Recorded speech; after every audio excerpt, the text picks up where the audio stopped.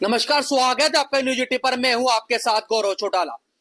उत्तर प्रदेश की 9 विधानसभा सीटों पर अब उपचुनाव होना है और सबसे हॉट सीट है मुजफ्फरनगर जनपद की मीरापुर विधानसभा सीट, जिस पर सभी की निगाहें टिकी हुई है। अब बात करते हैं इन सीटों पर प्रत्याशियों की। तो इन 9 सीटों में से मुजफ्फरनगर की जो मीरापुर विधानसभा सीट है, इस सीट पर सभी पार्टियों ने ज्यादातर मुस्लिम प्रत्याशी मैदान में उतारे हैं। वहीं रालोद से मिथिलेश पाल को जयंत चौधरी ने मैदान में उतारा है, तो वहीं समाजवादी पार्टी ने मुजफ्फरनगर के पूर्व सांसद कादिर राणा की पुत्रवधू सुंबुल राणा को मैदान में उतारा है। इन तमाम बातें करने के लिए आज हमारे साथ में मौजूद है एमआईएम के प्रत्याशी अरशद राणा। इनसे बात करेंगे कि आखिर इनकी क्या रणनीति है, किन मुद्दों को लेकर ये जनता के बीच जा रहे हैं और चुनाव ये अपना किसके साथ मान रहे हैं। राणा जी, स्वागत है आपका न्यूज 80 पर। शुक्रिया गौरव भाई, आपका भी बहुत बहुत शुक्रिया और न्यूज 10 का, आपके पूरे दर्शकों का, सबका बहुत बहुत शुक्रिया। सवाल मीरापुर उपचुनाव पर अब की बार बड़ा है। जिस तरीके से जनता को हमेशा ठगा गया है, अब की बार जनता इन नक्कालों से सावधान रहना चाहती है, जो जनता के साथ चुनावी वादे तो बड़े बड़े करते हैं लेकिन फिर उनके फोन तक नहीं उठते, फोन नहीं ऑन होते। तो अब की बार जनता सबक सिखा रही है और पतंग पूरी रेस लगा के दौड़ रही है। ये आप देख रहे हैं, कोई चैनल ऐसा नहीं जो चैनल कवरेज करने जा रहा हो जनता का एक ही रुझान ना रहा हो कि अब की बार ओवैसी की मीरापुर उपचुनाव में सरकार। क्योंकि ये चुनाव सरकारें बदलने का नहीं है, ये चुनाव एक बदलाव लाने का है। और इस चुनाव में सबसे बड़ा बदलाव ये आएगा, जो कौम के रहनुमा ठेकेदार अपने आप को समझते थे, मैं उनसे सवाल करना चाहता हूं कि 2013 के बाद में कितनी उन्होंने सर्वदलीय मीटिंग की है, बैठकें की है, क्या भाईचारा बनाने के लिए उन्होंने कौन सी पहल की है। और जब मुजफ्फरनगर में आपसी भाईचारा खत्म हो रहा था तो वो लोग दुबई के फ्लाइट लेकर यहां से दौड़ चुके थे अपनी रेस लगाकर। जनता यहाँ पर आपस में एक दूसरे का भाईचारा खत्म हो रहा था, जनता एक दूसरे से लड़ रही थी, लेकिन अब ऐसा नहीं होगा। अच्छा, मुजफ्फरनगर में पूर्व सांसद है कादिर राणा, उनकी पुत्रवधू को मैदान में उतारा है, सुंबुल राणा को। तो वहीं आसपा ने भी मुस्लिम प्रत्याशी मैदान में उतारा है, बसपा ने भी मुस्लिम उतारा है। क्या लगता है कि मुस्लिम वोटरों में कहीं बंटवारा होगा?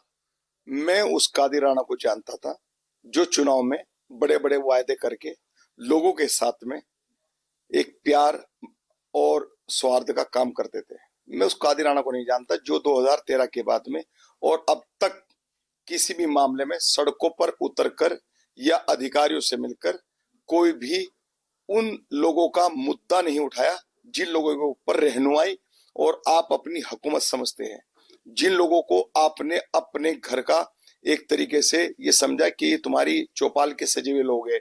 अब वे लोग पूछना चाहते हैं कि जब वे लोग पिट रहे थे, छित रहे थे, जिन लोगों के ऊपर आप राजनीति करते हो या उन लोगों के साथ में खिलवाड़ हो रहा था, तो आपने एक बार भी बाहर अपनी कोठी बंगलों से निकलकर सड़कों पर आकर आपने ये पूछने की कोशिश की है कि जिन लोगों की वजह से मेरी राजनीति चमकी, जिन लोगों ने सांसद बनाया, विधायक बनाया, आपको क्या कुछ नहीं दिया? आपने उन लोगों की कोई आवाज बुलंद की है? अब लोग सवाल पूछ रहे हैं। पठान मूवी का जो डायलॉग आया था ना, वे इस मीरापुर उपचुनाव में कामयाब हो रहा है। जनता सवाल पूछेगी और ठोक के पहुंचेगी और मजबूत ताल से पूछ रही है। वे तो दावा कर रहे हैं कि मुस्लिम समाज मेरे साथ है और मैं चुनाव जीत रहा हूँ, जीत तक का दावा कर दिया है। देखिए, आपको बताऊं, चुनाव हार जीत का फैसला तो खुदा करेगा, ईश्वर करेगा, वो मेरे और आपके हाथ में नहीं है। ये जनता का फैसला है कि जनता कहाँ जाएगी। जनता जनार्दन है। सर समाज के लोग अब की बार बदलाव चाहते हैं, क्योंकि सर समाज के लोग ये पूछ रहे हैं कि जो बड़ी बड़ी गाड़ियां, बड़ी बड़ी चीजें क्षेत्र में दिखाई जा रही है, आखिर वो चुनाव के बाद कहाँ गुम हो जाती है? बड़े बड़े वादे किए जा रहे हैं, जनता पूछ रही है। जब यही मुस्लिम समाज जिसके तुम ठेकेदार बनने हो, इस मुस्लिम समाज के साथ में उत्तर प्रदेश में क्या क्या नहीं हुआ, आप कहाँ थे उस वक्त? आपने कोई आवाज उठाई? अरे, जब सब लोग अपने की मदद कर रहे हैं तो आप लोग कहाँ हो? अच्छा, रालोद की प्रत्याशी है मिथिलेश पाल, उन्होंने कल एक बयान दिया है कि मैं तो बात में मांग रही हूँ, बात के बदले मुझे वोट देगी जनता। जनता से अपील की है कि मैं बात मांग रही हूँ, तो बात के नाम पर आप मुझे वोट देकर कामयाब बनाएं।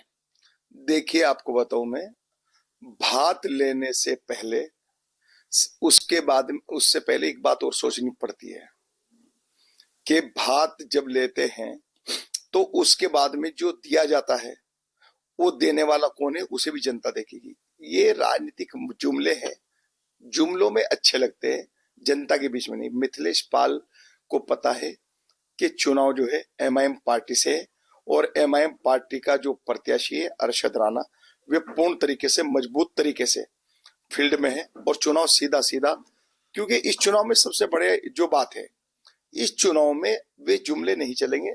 लोगों ने सब सह लिया यार, सब देख लिया। अब जनता चाहती है बदलाव। सर समाज के लोग ये चाहते हैं कि मुस्लिम कम्युनिटी अगर एकजुट हो तो कम से कम उस अखिलेश यादव को सबक सिखाया जाए जो अखिलेश यादव उत्तर प्रदेश में मुसलमानों का बेवकूफ बनाकर राज कर रहे हैं। मैं पूछना चाहता हूं अखिलेश यादव से, अखिलेश यादव उस वक्त कहां थे जब मुसलमानों के घरों पर बुलडोजर चल रहे थे? अखिलेश यादव उस वक्त कहां है जब आजम खां अंदर जेलों में सड़ रहे हैं, आजम खां का परिवार? ये सब उनकी राजनीति है, मुसलमानों का बेवकूफ बनाओ और राज करो, क्योंकि वो चाहते हैं एक विशेष समुदाय के अंदर बंटवारा। लेकिन अब सर समाज के लोग एक साथ रहेंगे, एक साथ चलेंगे और बंटवारा हम नहीं होने देंगे। कम से कम मीरापुर उपचुनाव पर यह होने जा रहा है कि अखिलेश यादव जैसी राजनीति करने वालों को हम मीरापुर उपचुनाव में सबक सिखाएंगे, क्योंकि ठेकेदारी और रहनुमाई जो है जुमलों में तो अच्छी लगती है लेकिन जमीन पर नहीं दिखाई जाती। जमीन पर आप देख रहे हैं। अखिलेश यादव से मैं पूछना चाहता हूं, कितनी आपने जो मुसलमान की आप वोटों का अधिकार जताते, किस मुसलमान की आपने आवाज बुलंद की? किसके लिए आप बोले हैं? प्यारे नबी की शान में गुस्ताखी हुई? क्या आपने एक जबान आपकी सामने आई है कि प्यारे नबी की शान में गुस्ताखी क्यों हो रही है? हम विरोध करते हैं हर उस आदमी का जो किसी भी समुदाय के धर्म गुरु के खिलाफ टिप्पणी गलत करेगा तो उसका हम विरोध करेंगे। वो हमारे नबी की शान में गुस्ताखी कर रहे हैं, हम उसको भी बर्दाश्त नहीं करेंगे। तो क्या अगर आप मुसलमानों के ठेकेदार हो तो आपने आगे बयान दिया है? या कादिराना से पूछना चाहता हूं, कादिराना ने आके बयान दिया है? संजू बालियान को मैं मुबारकबाद देता हूं कि संजू बालियान के अंदर कम से कम इतनी हिम्मत तो है कि वो अपने लोगों की बात कर रहे हैं। अरे तुम तो इस लायक भी नहीं हो कि अपने लोगों की नहीं अपने नबी की बात कर लो भाई। कम से कम जो तो भाई संजू बालियान एक विशेष तबके का प्रतिनिधि कर रहे हैं तो अपनों के लिए बोल तो रहे आके। तुम तो प्यारे नबी की शान में गुस्ताखी करने वालों के खिलाफ नहीं बोल रहे हो। प्रशासन को मुबारकबाद है कि प्रशासन ने वक्त रहते हुए उस पर कार्रवाई की और उसको जेल भेजा और सबक सिखाया। लेकिन वहीं हमारे लोगों पर भी कार्रवाई हुई है, ऐसी इस तरह की कार्रवाई जो कि बिल्कुल निंदनीय है, लेकिन हम उसको बर्दाश्त करते हैं। इसलिए बर्दाश्त किया कि हम भाईचारा बनाना चाहते हैं, हम प्रशासन की इज्जत करते हैं। प्रशासन से भी आपके चैनल के माध्यम से एक बात कहते हैं, क्या लगता है कि कहीं बुढ़ाना में जो बवाल हुआ कि मीरापुर उपचुनाव पर इसका असर देखने को मिलेगा? मीरापुर उपचुनाव में या किसी भी चुनाव में अब ये जो बवालबाजी कराने की कोशिश की जा रही है वो बिल्कुल हम कामयाब नहीं होने देंगे। आपके सामने हमने अधिकारियों से मिलकर हमने कहा है कि हम इस तरह की जो नापाक हरकतें हैं उन्हें हम कामयाब नहीं होने देंगे और जो इस तरह की हरकतें कर रहे हैं उनको मुंहतोड़ जवाब जनता देगी। मीरापुर चुनाव नहीं, पूरे जिन 9 सीटों पर चुनाव हो रहा है सब में आप देखना, क्योंकि अब की बार जनता चाहती है कि सर्वदलीय लोग एक साथ चले। भाईचारा बदला टूट लिया, अब भाईचारा हम खत्म नहीं होने देंगे। हमारे बैरिस्टर असदुद्दीन ओवैसी का नारा है जय भीम जय मीम, यानी कि सर समाज के सम्मान में, और बैरिस्टर असदुद्दीन ओवैसी मैदान में रहते हैं। तो सुना आपने हमारे साथ थे अरशद राणा, उन्होंने कादिर राणा पर तंज कसते हुए कहा है कि जब ये कहा थे, जब दंगा हुआ था या बवाल हुआ था तो कादिर राणा नजर नहीं आए थे। तो इन्होंने अखिलेश यादव पर भी तंज कसते हुए कहा है कि मुसलमानों का मसीहा बताने वाले जब दंगे होते हैं और कुछ झगड़ा होता है तो मुसलमानों की बात क्यों नहीं करते। हमेशा अखिलेश यादव ने मुसलमानों को गुमराह करने का काम किया है। गौरव चौटाला, मीरापुर विधानसभा सीट।